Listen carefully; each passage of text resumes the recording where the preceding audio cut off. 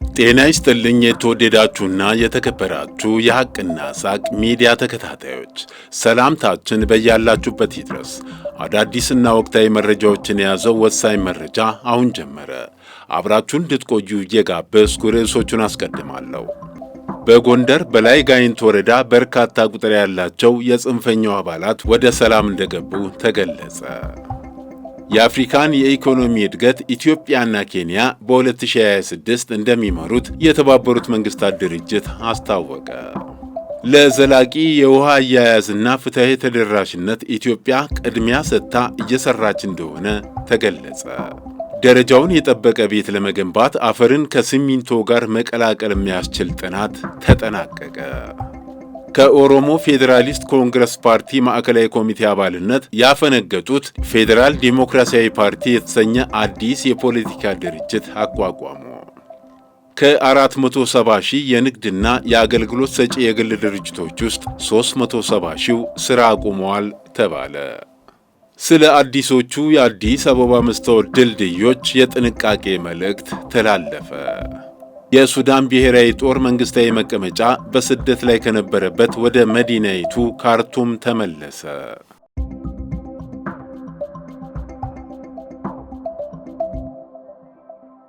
በጎንደር በላይ ጋይንት ወረዳ በርካታ ቁጥር ያላቸው የጽንፈኛው አባላት ወደ ሰላም ገቡ።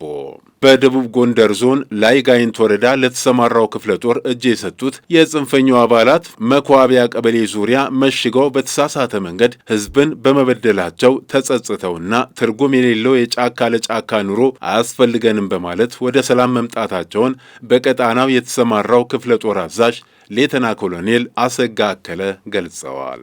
ሌተና ኮሎኔል አሰጋ አከለ በቀጣናው በርካታ የቡድኑ ታጣቂዎች በሰላማዊ መንገድ እጅ እየሰጡ መሆኑን ገልጸው ቀሪዎቹም ይህን በመረዳት ወደ ሰላም እንዲመለሱ ጥሪ አስተላልፈዋል።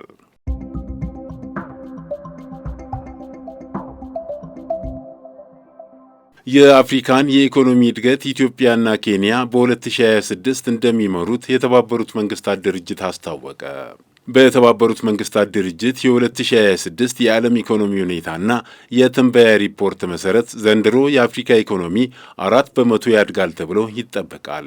ይህም ባለፉት 2 ዓመታት ከተመዘገቡት የ3.5 እና የ3.9 በመቶ እድገት የተሻለ ውጤት እንደሚሆን የተገለጸ ሲሆን ለዚህ እድገት ኢትዮጵያና ኬንያ በዋናነት ከፍተኛውን ድርሻ እንደሚይዙ ተመላክቷል።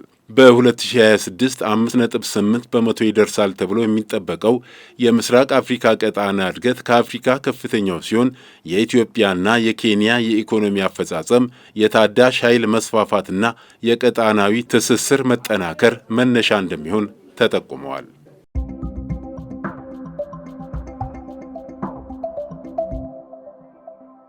ለዘላቂ የውሃ አያያዝና ፍትሐዊ ተደራሽነት ኢትዮጵያ ቅድሚያ ሰጥታ እየሰራች እንደሆነ ተገለጸ።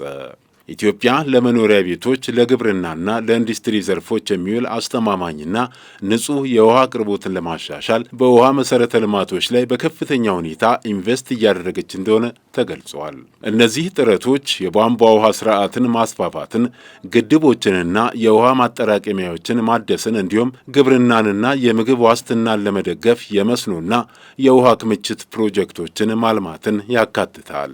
እነዚህ እንቅስቃሴዎች የጽዳትና ሳኒቴሽን አገልግሎትን በማሻሻል የውሃ ወለድ በሽታዎችን በመቀነስ እንዲሁም ድርቅንና የአየር ንብረት ለውጥን የመቋቋም አቅምን በማጠናከር ላይ ያተኩራሉ።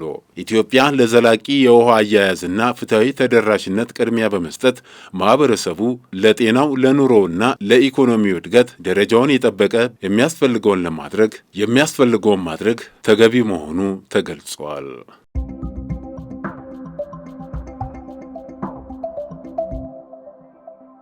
ደረጃውን የጠበቀ ቤት ለመገንባት አፈርን ከሲሚንቶ ጋር መቀላቀል የሚያስችል ጥናት ተጠናቀቀ። ከትንሽ ሲሚንቶ ጋር በመቀላቀል ደረጃውን የጠበቀ ቤት ለመገንባት የሚያስችል ጥናት መጠናቀቁን የኢትዮጵያ ኮንስትራክሽን ማኔጅመንት ኢንስቲትዩት አስታወቀ። የኢንስቲትዩቱ ዋና ዳይሬክተር ዶክተር ታምራት ሙሉ እንደገለጹት ከሐሮማያ ዩኒቨርሲቲ ጋር በመተባበር የተጠናው ይህ ጥናት ትኩረት ያደረገው በሐረሪ፣ በድሬዳዋና በጅጅጋ አካባቢዎች የሚገኘውን አፈር ለቤት ግንባታ በሚውል መልኩ ማዘጋጀት ላይ ነው። ቴክኖሎጂው የተለመደውን ብሎኬት ከመጠቀም ይልቅ በአካባቢው የሚገኘውን አፈር ከትንሽ ሲሚንቶ ጋር በመቀላቀል ደረጃውን የጠበቀ ቤት ለመገንባት የሚያስችል ነው ብለዋል። በእነዚህ አካባቢዎች ለሚኖሩ ከ6 ሚሊዮን በላይ ነዋሪዎች የቤት ግንባታ ችግርን የሚቀርፍ መፍትሄ ይዞ መቅረቡን ዋና ዳይሬክተሩ ተናግረዋል።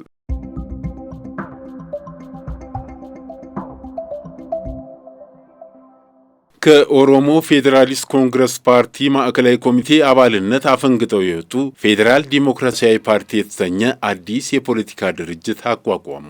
የኦሮሞ ፌዴራሊስት ኮንግረስ ፓርቲ የቀድሞ የማዕከላዊ ኮሚቴ አባላት የመሰረቱት ፌዴራል ዲሞክራሲያዊ ፓርቲ የተሰኘ አገራዊ የፖለቲካ ድርጅት ከኢትዮጵያ ብሔራዊ ምርጫ ቦርድ የምዝገባ ፈቃድ ለማግኘት ማሟላት ያለበትን የ10,000 አባላት ፍርሚያ የማሰባሰብ ሥራ እያጠናቀቀ መሆኑን ለማወቅ ተችሏል። በአዲሱ ፓርቲ ውስጥ ያሉት የቀድሞ የኦፌኮ ፓርቲ ማዕከላዊ ኮሚቴ አባላትን በዝርዝር ባይገልጹም የሐሳቡ አመንጪና ዋና መስራች ግን የኦፌኮ ከፍተኛ አመራር እንዲሁም የኢትዮጵያ የፖለቲካ ፓርቲዎች የጋራ ምክር ቤት ሰብሳቢ የነበሩት አቶ ደስታ ዲንቃ መሆናቸው ተገልጿል።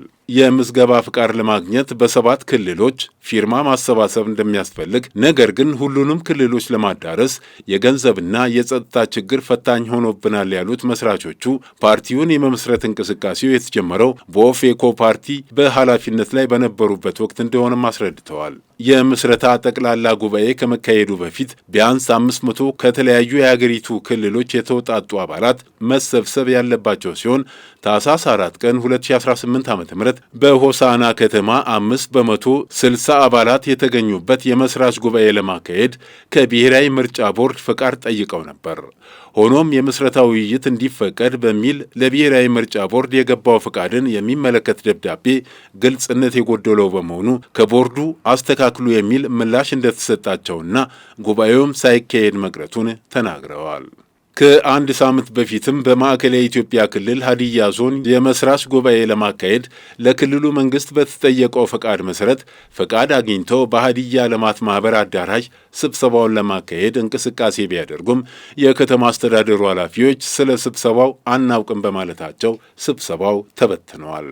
በምርጫ ሕጉ መሰረት በምስረታ ሂደት ላይ ያለ ፓርቲ በቅድሚያ የአባላቱን ፊርማ ለምርጫ ቦርድ ማስገባት እንዳለበት ቢደነገግም አስገዳጅነት እንደሌለው አስበው በመንቀሳቀሳቸው የመስራች ጉባኤው መጨናገፉን አስረድተዋል። የኦፌኮ ፓርቲ ከፍተኛ አመራርና የፖለቲካ ፓርቲዎች የጋራ ምክር ቤት ሰብሳቢ የነበሩት አቶ ደስታ ዲንቃ በፓርቲ ውስጥ ተፈጠረ የተባለውን ሰፊ የሐሳብ ልዩነት ተከትሎ ከአንድ ወር በፊት ከኦፌኮ መልቀቃቸው ይታወሳል። በመጪው ምርጫ ላይ መሳተፍ አለብንና ራሳችንን እናግልል በሚል አቋም ዙሪያ በፓርቲው ውስጥ አለመግባባት መከሰቱንና ይህም ለተወሰነ አመራር አባላት ከፓርቲው መልቀቅ ምክንያት መሆኑን ሰምተናል። በፓርቲው ውስጥ ሌሎች የሰነበቱ አለመግባባቶች እንደነበሩም አባላቱ ይናገራሉ።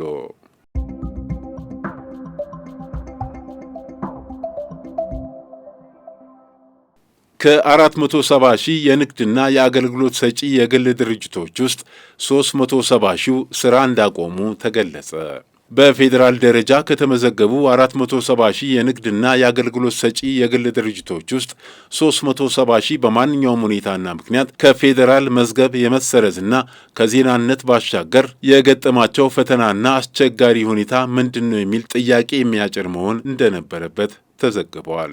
በፌዴራል ደረጃ በስራ ላይ ከተሰማሩ 470 ሺህ ድርጅቶች መካከል 370 ሺህ ወይም 78 በመቶ መሆኑ አሳሳቢ ብቻ ሳይሆን አስደንጋጭም ነው ተብለዋል። ጥናቱ ቁጥርን ከመዘገብ ባለፈ ችግሮቻቸውንና የመፍትሄውን አቅጣጫዎች አጥንቶ ያመላከተ መሆን ይገባዋል ተብለዋል። የሥራና ክህሎት ሚኒስቴር ኤክስፖርት ጥናት መሠረት በ2024 ከ370 ሺህ በላይ ድርጅቶች ከፌዴራል መዝገብ ተሰርዘዋል ማለት ምን ያህል የሥራ ዕድል ቀጥተኛና ቀጥተኛ ያልሆነ የመንግሥት ገቢ እንደሚቀንስና ከአገልግሎት አሰጣጥና አቅርቦት አኳያም በምን ያህል ደረጃ የምርት አቅርቦትና ስርጭት ሚዛንን እንደሚያዛባ መረዳት ይቻላል።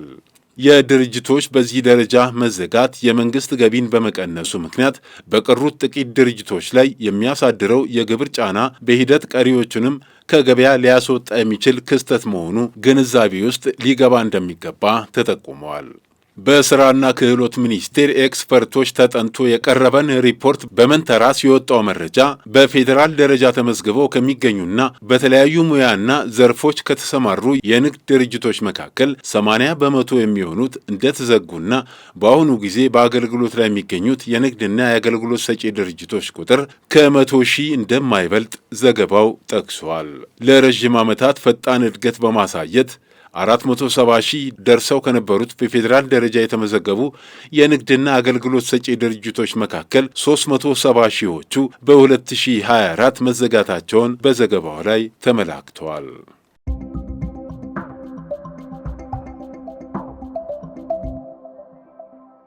ስለ አዲሶቹ የአዲስ አበባ መስታወት ድልድዮች የጥንቃቄ መልእክት ተላለፈ። በአዲስ አበባ ከተማ ከቀናቶች በኋላ የከተራና የጥምቀት በዓላትን ምክንያት በማድረግ ከፍተኛ የሰው ቁጥር በመንገዶች ላይ እንደሚኖር ይታወቃል። በመሆኑም ሊከሰቱ የሚችሉ ድንገተኛ አደጋዎችን ለመከላከል በመስታወት የእግር መንገድ ድልድዮች ላይ በበዓሉ ወቅት ሰው እንዳያልፍ ቢደረግ ወይም የሰዎች ቁጥር በከፍተኛ ሁኔታ እንዲገደብ ቢደረግ የሚል መልእክት ተላልፏል። በድልድዮቹ ላይ ቆሞ በዓሉን መመልከት ለከፍተኛ አደጋ ሊያጋልጥ ስለሚችል ህብረተሰቡ አማራጭ የመሬት ላይ መንገዶችን እንዲጠቀም ጥሪ ተላልፏል። የሚመለከታቸው የጸጥታ አካላት በእነዚህ ድልድዮች ላይ ሰዎች እንዳይሰባሰቡ ጥብቅ ቁጥጥር እንዲያደርጉም ተጠቁመዋል።